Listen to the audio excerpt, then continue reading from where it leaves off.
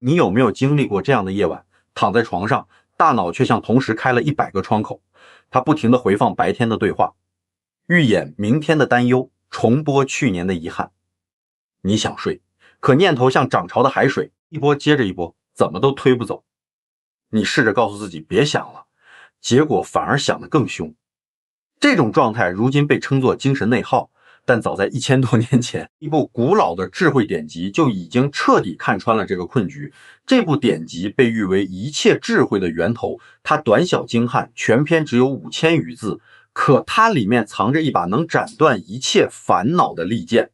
其中有一句话特别锋利，它能直接刺穿你精神内耗的要害，让无数在痛苦中挣扎的人瞬间看见出路。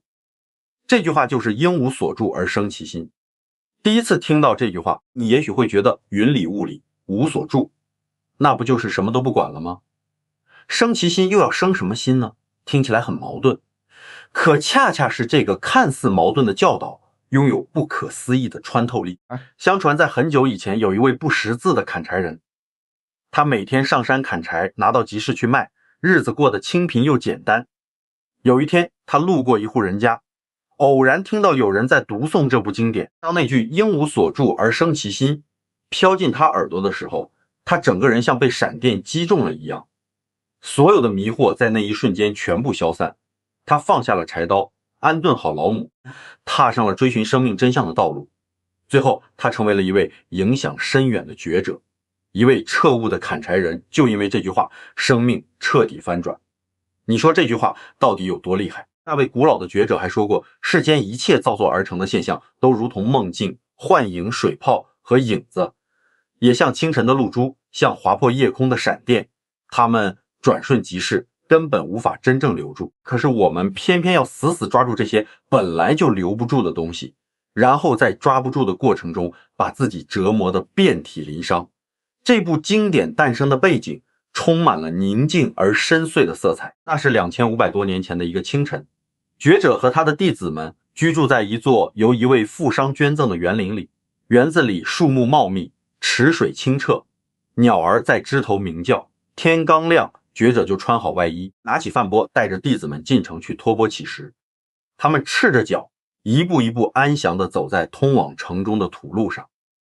进城之后，他们依次接受人们的供养，不挑不拣，不管食物是好是坏，都怀着一颗平等感恩的心接纳。然后他们回到园林，吃完饭收拾好衣钵，洗净双足，在蒲团上安坐下来。就在这个时候，一位跟随觉者多年的长老从座位上站起来，偏袒着右肩，右膝跪在地上，双手合十，恭敬地向觉者请教。他问了一个困扰所有修行人的根本问题。他说，世尊，那些心中向往真理与解脱的人，应该如何安住自己躁动的心？应该如何降服那些纷纷扰扰的妄念？你仔细品味一下这个问题，这不也正是我们每个人日日夜夜都在追问的吗？我们都在问，究竟怎样才能让这颗心安静下来？究竟怎样才能不被那些乱七八糟的念头牵着鼻子走？觉者听完这个提问，给出了一个肯定的回应。他说，问得好，问得真好，你现在仔细听，我要为你解说。一个真正发心追求无上智慧的人，应当这样安住他的心，应当这样降服他的妄念。随后觉者展开了层层递进的回答，他谈到了对自我形象的执着。他说，如果你还执着于有一个实在的我，有一个实在的你，有一个实在的众生，有一个实在的生命期限，那就无法达到真正的解脱。他谈到了毫无保留的给予。他说，真正慷慨的付出不应该有任何条件，不应该期待回报，甚至连我在布施这个念头都不应该停留。他谈到了如何正确的看待这个世界，如何理解他所教导的方法本身，它就像剥洋葱一样，一层一层的把宇宙人生的真相揭示给在座的人看。在最后，他说出了那句石破天惊的话，应无所住而生其心。把这句话翻译成现代的白话，意思就是应当在所有境界上都不滞留，不抓取，不沾连。与此同时，升起清清净净、明明白白的觉知之心。听起来也许还是有点抽象，但当你真的理解了它，就会发现这句话根本不是在讲什么高深莫测的道理，它是在告诉你一个最简单也最直接的生命真相。无所住不是叫你逃避现实，更不是让你什么都不做，也不是要你变成一个情感冷漠、对一切漠不关心的人。他是在说，你可以去做事，可以去爱人，可以拥有炽热的梦想，可以有全力以赴的追求，但是请不要让你的心被这些东西绑住。就像水一样，它可以流过高山，流过平原，可以是气势磅礴的瀑布，也可以是宁静蜿蜒的溪流，但水从来不会被困在任何一个地方。生其心是说你的心要时刻保持清明觉醒，要真正的活在当下这一刻，而不是活在过去的懊回忆里，也不是活在未来的焦虑幻想中。在这部经典所构建的智慧体系中，这句话是真正的核心，它是洞察本质的智慧最精髓的展现。这种智慧不是知识，不是世间的聪明，而是一种看穿事物真相的能力。这种智慧告诉我们，万事万物都是各种条件暂时聚合而成的，根本没有一个永恒不变独立存在的实体。这就是我们常听说的那个字空，但这个空绝对不是虚无，它更不代表什么都没有。它是说事物没有固定不变的本质，它们是流动的，是变化的，是相互依存的。当你真正理解了这个空，你就不会再跟无常变化去较劲，你的心就能真正的得到自由。现在请允许我分享几个故事给你听，这些故事会帮助你更深刻的理解应无所住而生其心到底在讲什么。第一个故事发生在很久以前，有两位一同修行的僧人，一位年纪较大，一位还年轻。他们结伴远行，要去另一座山里的寺院参访。两个人走了很远很远的路，来到了一条宽阔的河边。那个时候没有桥，想要过河就得卷起裤腿，踩着水底的石头走过去。河边站着一个年轻的女子，她穿着长长的裙子，看着湍急的河水，满脸焦急，却又不敢下水。年轻的僧人看见这个女子，立刻把目光移开了，他心里马上绷紧了一根弦。他想，我是出家人，必须严格遵守戒律，应该远离女色，不能和陌生女子说话，更不能有任何身体上的接触。可是那位年长的僧人几乎没有任何犹豫，他径直走到女子面前，语气平和地问：施主，你是不是要过河？女子赶紧点了点头。年长的僧人说：河水很急，你的裙子会湿，不好走路，来，我背你过去。就这样，年长的僧人弯下腰，背起那个女子，稳稳地走进了水里。他一步一步走得很慢，走得很稳，一直把女子背到了河对岸。上了岸，年长僧人放下女子，女子满怀感激，连声道谢，然后就转身离开了。两位僧人没有多说什么，继续赶路。从过河之后的那一刻起，年轻僧人的脸色就变了。他没有开口说话，但心里已经翻江倒海。他越想越难受，越想越觉得不对劲。他想，师兄怎么能这样？戒律明明规定，出家人不可以如此，他怎么会背着一个女子过河呢？这岂不是犯了戒？不行，我一定要找机会点醒他，不能让他一错再错。他就这样憋着，一路走，一路在心里嘀咕。那条河明明早就已经过了，可是在他的心里，那条河一直汹涌澎湃，怎么也过不去。他背的不是那个女子，他背的是自己心里那块巨大的石头。就这样，他们闷声不响地走了20多里路。年轻僧人终于憋不住了，他停下脚步，转过身，用一种又委屈又气愤的语气大声说：师兄，我有话要跟你说。年长的僧人停下来，面色平静地看着他，说吧。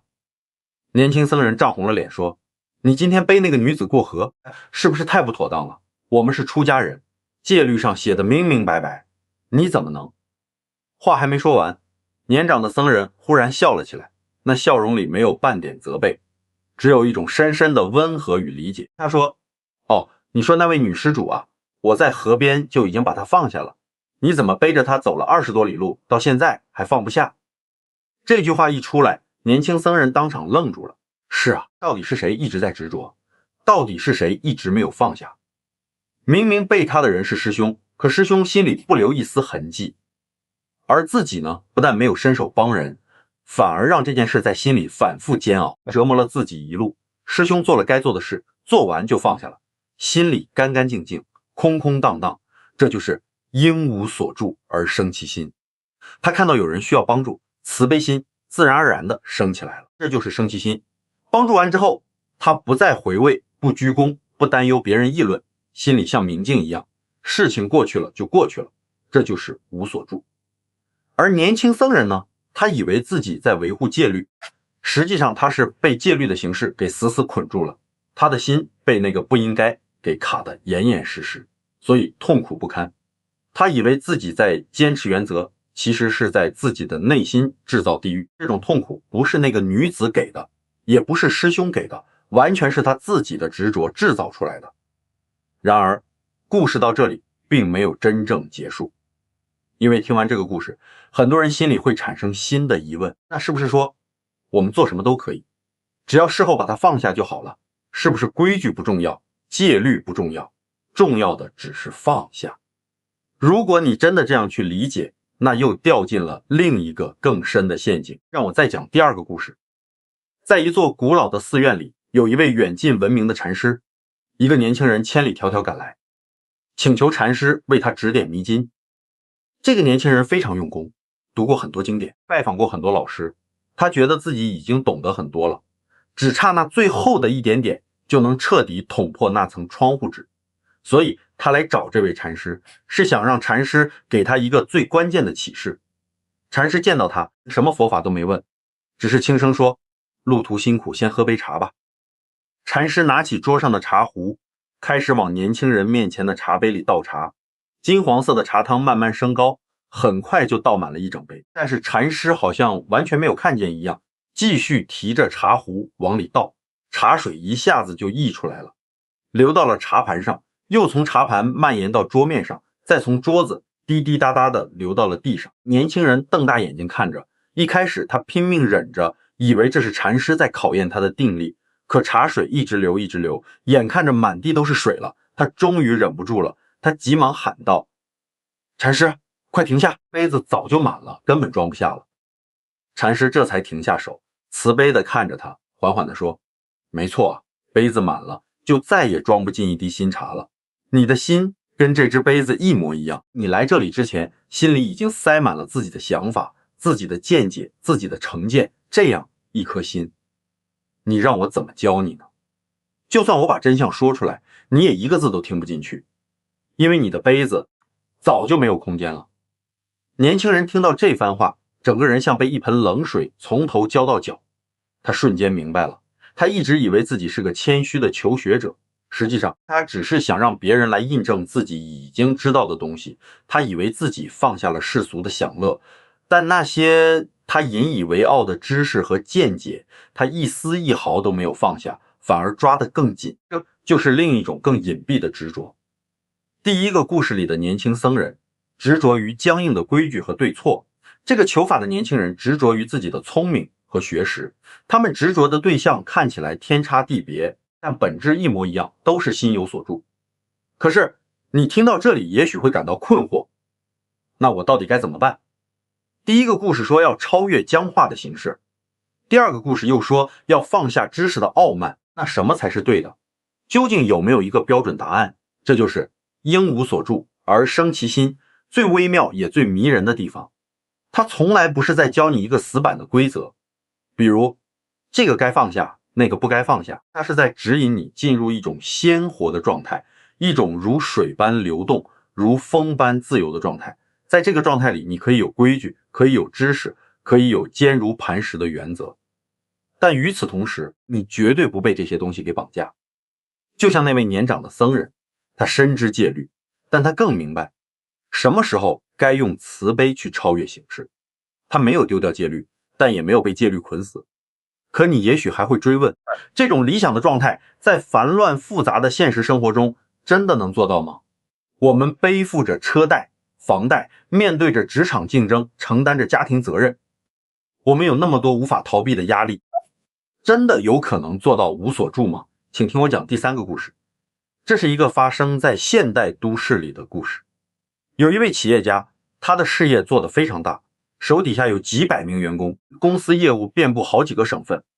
在外人看来，他风光无限，住豪宅，开名车是成功人士的典范，可是只有他自己最清楚他活得有多累。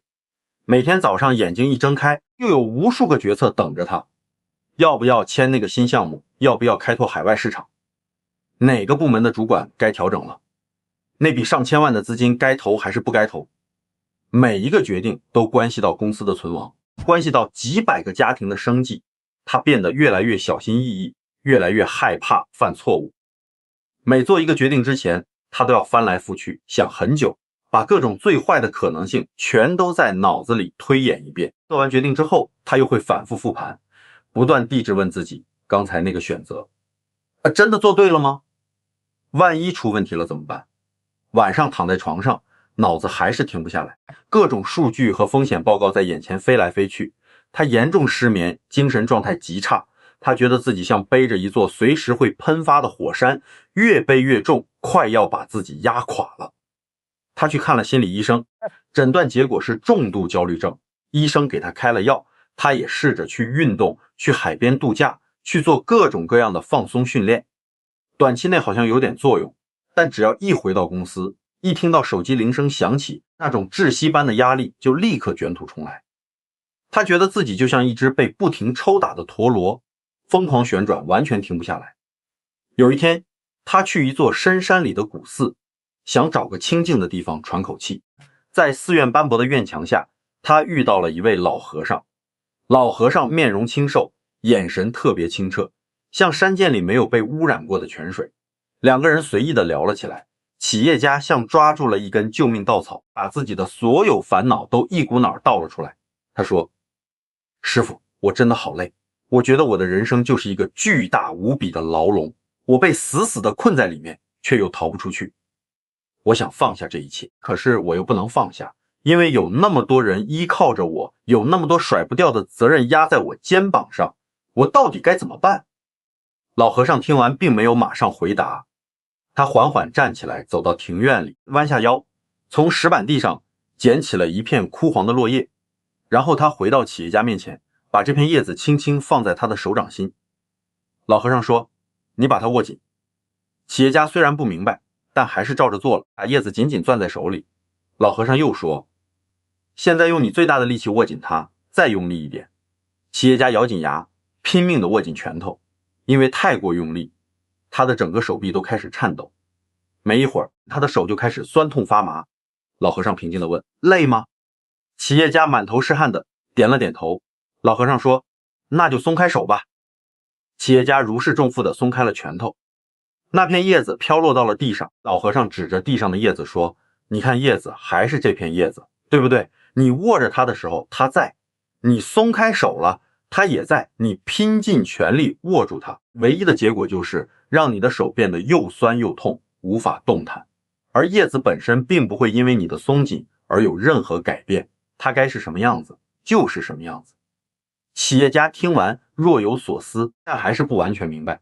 老和尚继续说，你的公司，你的员工，你的一切责任与决策都跟这片叶子一样，它们是客观存在的，是你生命的一部分，可你现在是死死地抓取它们，拼了命的想控制每一个细节。结果呢，你把自己累垮了，事情却还是那些事情，焦虑也丝毫没有减少。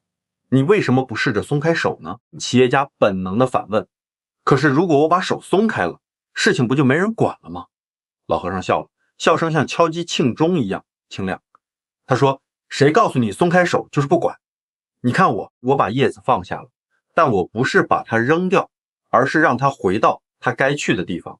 你做决策，处理公司的事务，这些事你该做还是要做，而且要全力以赴去做。但你不需要在做完之后还把这些事紧紧攥在心里不放。你不需要在每个决策之后都像用一把钝刀子反复割自己一样，不停地想，我做对了吗？会不会出问题？你更不需要为了那些还没发生的坏事提前折磨现在的自己。做完该做的事，接着就放下它，然后再去专注地做下一件该做的事。这就叫应无所住而生其心。在那一瞬间，企业家心底深处有个东西被敲碎了，他忽然真正明白了，一直以来他都以为放下就是放弃，就是彻底撒手不管，但其实不是。真正的放下，是在勇敢承担起所有责任的同时，又不让这些责任成为压垮内心的地狱。他可以全力以赴的去工作，但不需要让工作霸占他整个灵魂。他可以果断的做决策，但不需要为每个决策背负沉重的心理十字架。几个月之后，他身边的人惊讶的发现他变了，他还是那么忙，每天要处理的事情还是堆积如山，但他整个人的状态发生了天翻地覆的变化。他不再眉头紧锁，不再无缘无故的发火，脸上甚至时常挂着一丝轻松的笑容。有人问他，你最近遇到了什么好事？他只是淡淡的说，我学会了放下。但这放下不是逃避，不是放弃，而是一种更智慧更有力量的承担方式。这三个故事从截然不同的角度共同诠释了同一个真理。那位年长的僧人，当我们做完该做的事，就轻轻放下，不在心里留下任何划痕。那位倒茶的禅师教我们永远保持一颗空杯般的心，不被自己的经验、地位和成见所捆绑。那位深山里的老和尚教我们承担责任和放下执着，不仅毫不矛盾，反而是一体的两面。真正的智慧是在积极入世做事的每一刻都保持着内心的自由与清凉。现在你应该开始有一点点感觉了，应无所住而生其心根本不是什么神秘的咒语，更不是遥不可及的境界，它是一种极其朴素极其实用的生活智慧。不过要真正深入骨髓地理解它，我们还需要把这句话完全拆开来看。先说说无所住，住就是停留、抓取、卡住的意思。我们这颗心总是很容易就住在某个地方，比如早上出门前，你的伴侣无意间说了一句不太好听的话，这句话可能立刻就在你心里住下来了。你去公司上班，这句话还在心里。你在会议室里汇报工作，这句话还在心里。你中午吃饭，这句话像背景音乐一样循环播放，它就像一个占内存极大的病毒程序，把你内心的运行空间全部占满，让你完全无法专注于当下正在做的事。或者说你头脑一热，投资了一大笔钱，结果全都亏掉了，这个亏损马上就住在你心里了。你每天都在想这件事，想着如果当初没有做那个决定就好了，想着用什么办法才能把亏掉的钱赚回来。这个念头长在了你的心上，让你看什么风景都不顺眼，做什么事情都提不起劲。这就是住，心被某个东西卡死了，转不动了，也逃不开了。觉者所说的无所住，就是要我们这颗心不要被任何东西卡住，不管迎面而来的是什么遭遇，好的也好，坏的也罢，都不要让它在心里停留太久。就像溪水一样，它流过枯枝，流过石头，流过青苔，流过一切障碍物，但它从来不会停留在任何一个点上，它永远在流动，永远在向前。可是听到这里，一定会有人产生疑虑，那这么说，我们是不是要变成一个毫无感情的人？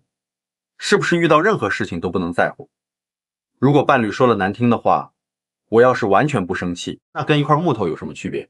如果投资亏了钱，我要是完全不在意，那不是太不负责任了吗？这就完美的解释了为什么觉者没有只告诉我们无所住，而是完整的说出应无所住而生其心。后面那句生其心至关重要。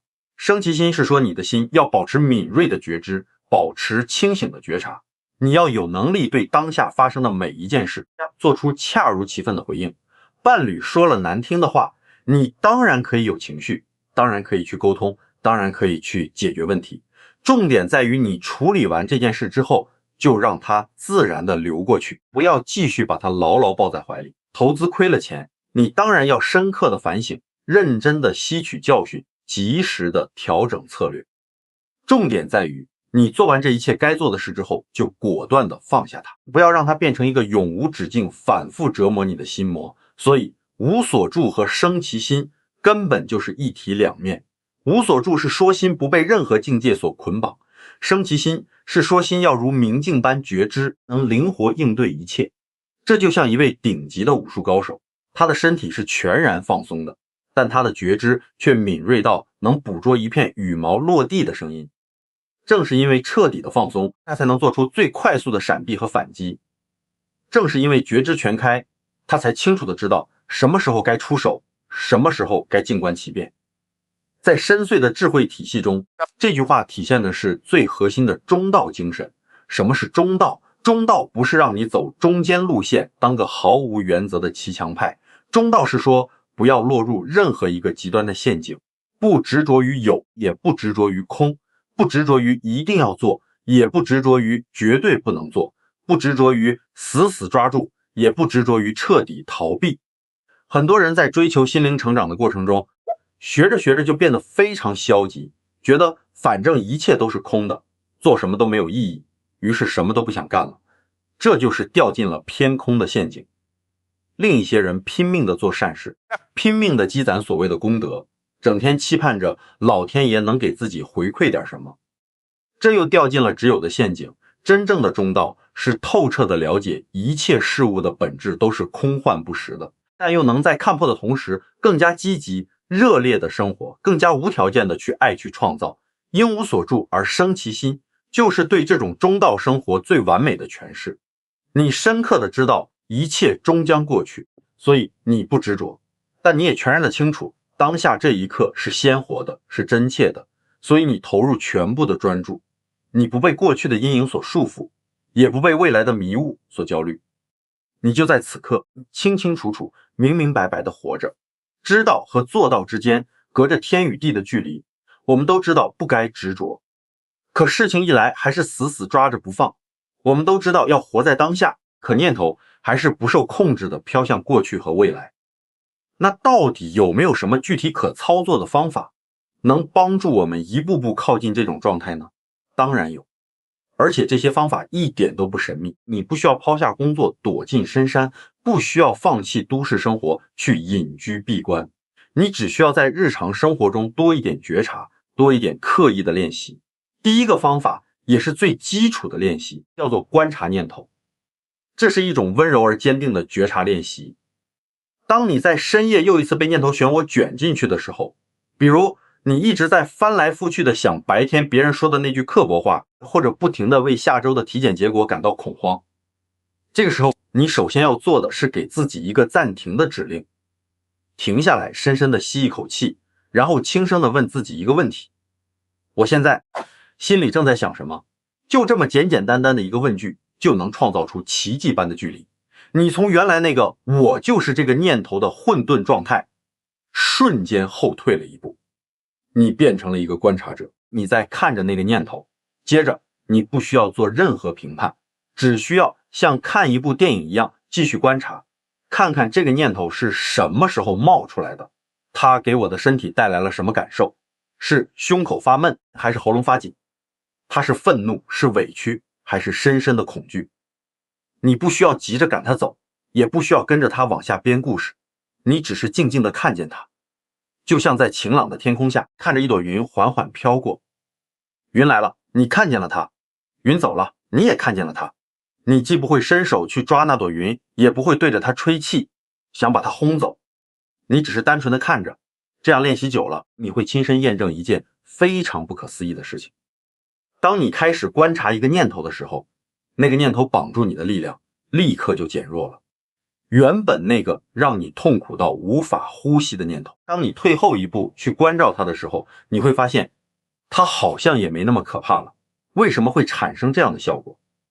因为当你在观察的时候，你就不再是那个被念头操纵的提线木偶了，你是那个能够看见念头的清澈觉知，这个觉知才是真正的你，这就是生其心，升起那个清明觉知的心。同时因为你只是看着并没有伸手去抓，所以这就是无所住，念头升起又自然消失，你看见整个过程，但你的心没有一丝牵连。第二个方法是有意识的练习放下。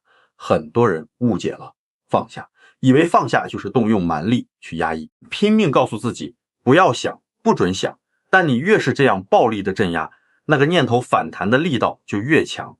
真正的放下不是压抑，而是一种极其主动且优雅的选择。你可以试着这样做。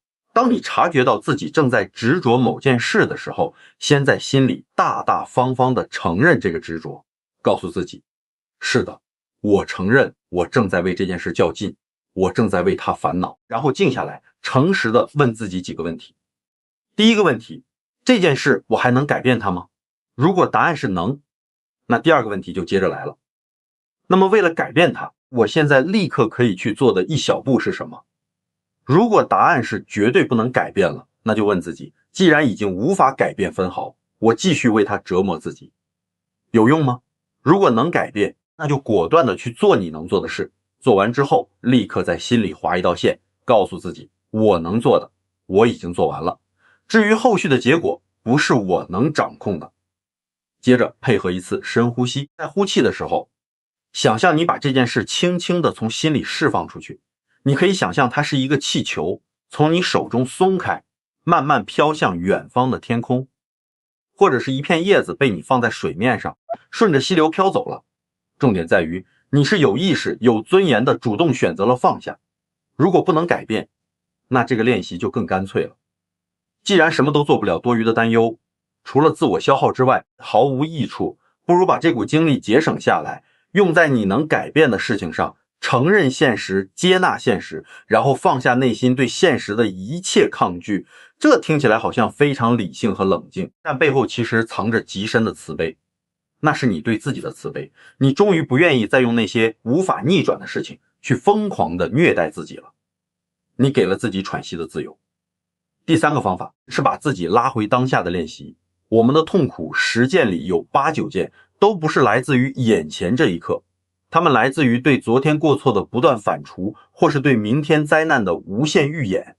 现在就在此刻，你坐在椅子上或者躺在床上听着这些声音，其实你是安全的，是平静的，但你心里的时间旅行器可能正把你带向过去或未来，把你从真实存在的当下拽进一个虚幻的想象世界里。所以要经常把心拉回来，最简单有效的方法就是关注你的呼吸。你不需要刻意去改变呼吸的长短快慢，只需要把注意力轻轻地安放在鼻孔下方或者是腹部。吸气的时候，心里清晰地知道我正在吸气；呼气的时候，心里清晰地知道我正在呼气。呼吸这个动作永远只发生在眼前这一刹那，它是连接身体和心灵的桥梁。当你把觉知带回呼吸，你就瞬间回到了当下。你也可以选择关注你的身体感受，感觉你的双脚踩在地板上的踏实感，感觉你的双手放在大腿上的温度和触感，感觉你的整个身体被地心引力稳稳地托举着。这些感觉都是此时此刻真实存在的。当你的注意力安住在这些粗重的身体感受上时，那些飘忽不定的念头就没有力量了。还有一个融入生活的方法，就是全心全意的去做你手头正在做的事。吃饭的时候，把手机拿开，把电视关掉，只是单纯的吃饭，感受米饭的香甜，咀嚼蔬菜时的清脆声响，以及汤汁划过喉咙的温度。走路的时候就好好走路，感觉脚底和地面接触时的压力变化，感觉身体重心在两腿间的转换。工作的时候就关掉多余的聊天软件，把全部的精气神投入到手头的任务上，不要一心多用，不要一边做这件事一边忧心着另外10件事。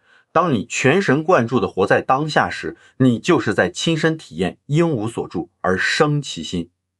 你没有被过去的遗憾和未来的担忧卡住，这就是无所住。你清清楚楚地知道自己在做什么，这就是生其心。不过在运用这些方法的过程中，有几个特别容易掉入的误区，一定要小心避开。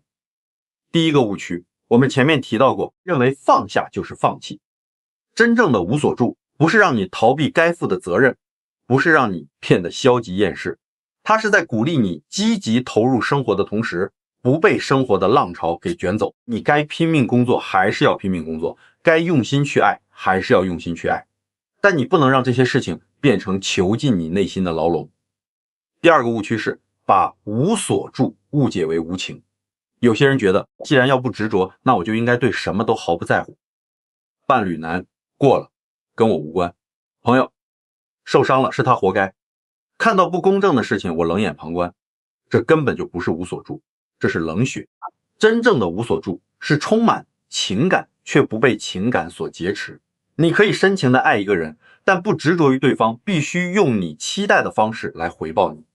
你可以对社会的黑暗面感到义愤填膺，但不让那股怒火烧毁你的理智和身心。你可以为朋友的痛苦感到深深的难过，但你清醒的知道，你不可能代替他去走他的人生路。第三个误区是误解了活在当下的意思，把它当成及时行乐。有些人一听要活在当下，就以为可以不顾后果，想干什么就干什么，想疯狂购物就刷爆信用卡，想放纵口腹之欲就暴饮暴食。这不叫活在当下，这是被欲望牵着鼻子走的放纵。真正的活在当下是带着清晰的觉知，在每一个当下的选择点做出负责任的决定。你清楚的知道你在做什么，你清楚的知道这么做的后果是什么，然后你清醒的做出了选择，避开了这些误区，你就可以更好的往前走。我还想轻轻的提醒你，这个练习不是一蹴而就的，它需要时间，需要耐心，需要你在无数次的跌倒后再一次又一次的爬起来。你会经常失败，你会发现自己刚刚说完放下，下一秒又捡起来了。你甚至会严重退步，感觉修了很久，却一朝回到解放前。这再正常不过了，千万不要因此去责备自己。每一次你觉察到自己又执着了，你就已经进步了。每一次你选择在泥潭里松开手，你就已经是在用功了。慢慢的，你会发现，你整个生命的质地开始发生转化。那些曾经让你觉得天崩地裂的事，现在看来好像也没那么要命了。那些曾经让你彻夜难眠的烦恼，重量好像变轻了一些。你开始能够更平静地接纳生活的起起落落，你开始能够更从容地应对各种不可预知的挑战。你的心开始变得比以前更柔软，但也更强韧，更慈悲，但也更有力量。这就是应无所住而生，其心能带给你的真实改变。它不会像一个魔术师那样瞬间把你生活中所有的问题都变消失，但它会彻底翻转你面对问题的角度，颠覆你体验生命的方式。你还是你，但你不再被那些翻腾的念头、剧烈的情绪和顽固的执着所困住，你自由了。而这种自由不是那种让你躲进深山逃离现实的自由，它是一种在喧嚣的红尘中依然能保持内在清醒的自由。你可以全力去打拼事业，但事业上的成败得失不会再彻底定义你。你可以深沉的去爱一个人，但哪怕对方离开了，你的世界也不会因此就彻底崩塌。你可以拥有宏伟的梦想，但不会因为暂时的挫败就陷入绝望。你深彻的明白一切境遇都会过去，但你也格外珍惜当下这一刻的投入与鲜活。这就是那部古老经典想要透露给我们的秘密。这个秘密不在遥远的雪山上，不在发黄的固执堆里，它就在你的每一个当下，在你的每一次呼吸里，在你的每一个清醒的选择里。当你开始尝试用应无所住而生其心的方式去生活时，你就已经在亲手解开捆绑自己的绳索。现在让我们回到最开始的困扰，为什么现代人精神内耗会这么严重？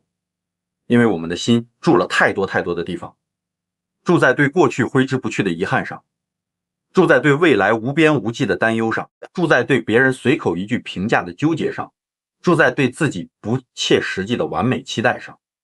我们的心像一个被设定了程序却永远停不下来的机器，但千年的智慧告诉我们，这个机器原本是可以停歇的，不是停止跳动，而是在疯狂旋转的同时找到中心那如不动的宁静。就像一场巨大的台风，外围狂风暴雨摧枯拉朽，但台风眼永远是晴朗宁静的。你可以学习在生活的风暴中安住在内心的台风眼里，这不是逃避，不是麻木，这是一种深刻的洞见。这种智慧让你能分辨出什么值得你付出关注，什么只需要让它自然流走。这种智慧让你释怀，你不需要操控一切，因为生命的绝大多数事情本就不在你的掌控范围内。这种智慧让你明白，放下不是一种失去，而是一种更高级的得到。你得到了内心的安宁，你得到了生命的自由。所以应无所住而生其心，这句看似轻盈的话语，实际上是缓解精神内耗最有力的一剂良药。它不承诺给你一个完美的世界，而是教会你如何在不完美的世界里安顿好自己的心。它不是让你逃避痛苦，而是让你在面对人生无可避免的伤痛时，不被痛苦所吞噬。它不是让你放弃所有追求，而是让你在奋力奔跑的过程中，永远不会弄丢自己。此刻，我想请你静下来，轻轻地问一问自己，你准备放下什么？是放下那个反复在心里重播的遗憾吗？那件事早就已经成了定局，你再怎么懊悔也改写不了一丁点过去，不如就放下它，把力气用在当下能创造的事情上。是放下对未知明天的强烈不安吗？那些还没有发生的事情，你再怎么过度准备也无法完全掌控，不如就放下它，把注意力稳稳地安放在此时此刻的安稳上。是放下对某个人深埋心底的怨恨吗？你恨的那个人可能浑然不觉，而那股怨恨却在日夜腐蚀你自己的身心，不如就放下它。不是为了原谅谁，只是为了放过你自己。是放下对自己过度的苛责与审判吗？你真的已经做得很好了，不需要再用那些完美的标尺去反复抽打一个已经尽力了的自己，不如就放下它，去拥抱那个不完美但却真实可爱的自己。不管你准备放下的是什么，请一定记住，这不是软弱，不是认输，这是一种无与伦比的勇气。因为放下意味着你决定停止这场永无止境的自我战争，意味着你愿意给自己一个轻装上阵、重获新生的机会。放下即是重生。当你真正把那些根本不属于你的沉重负担卸下来，你会感到生命突然变得无比轻盈。你可以更畅快的呼吸，更从容的前行，更真实的活着。这不是结束，而是一个崭新旅程的起点。那份穿越千年的清凉智慧一直就在这里静静地等着你。它已经等了2000多年，它会一直耐心地等下去。不管你在什么时候准备好，它都在这里，准备帮你斩断那些缠缚你的锁链，让你重获心灵的自由。请在评论区里留下你的足迹，告诉我你决定要放下什么。不需要长篇大论，哪怕只是一句话、一个符号也好。当你的指尖在屏幕上打出那些字的时候，你的心其实已经开始放下。你的每一次觉察，每一次主动的选择，都在悄无声息地重塑你的生命。如果这段声音曾给你的内心带来片刻的平静，如果这句古老的智慧曾像一道微光闪过你的黑暗，请把它分享出去，分享给那些还在深夜里独自挣扎的人。也许这句因无所住而生其心，也能成为照进他们生命裂痕里的一道光。请记得，在这条自我解脱的路上，你绝不孤单。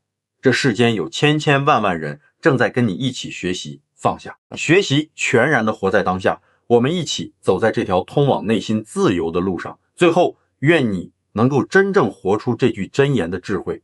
愿你在生活的每一个平凡瞬间里，都能保有那份内在的清明与自在。愿你能放下所有本不该背负的重担，迎来专属于你的真正的重生。如果你愿意让这份清凉的声音陪伴你，走过更多难熬的夜晚，欢迎点击订阅，让我们在下一段声音中再次相遇。